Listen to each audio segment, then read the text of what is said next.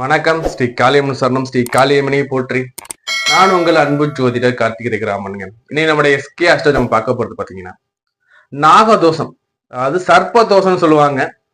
திருமண பொருத்தம் பார்க்கும்போதும் சரி, இல்ல வரன் பார்க்க நம்ம போகும்போதும் சரி, நாகதோஷம் இருக்கா சர்ப்பதோஷம் இருக்கா நம்மளை கேட்பாங்க. சிலருக்கு பாத்தீங்கன்னா இந்த நாகதோஷத்தாலே பார்த்தீங்கன்னா திருமணங்கள் தடைப்பட்டு போய்கிட்டே இருக்கும், தள்ளிட்டு போய்கிட்டே இருக்கும்.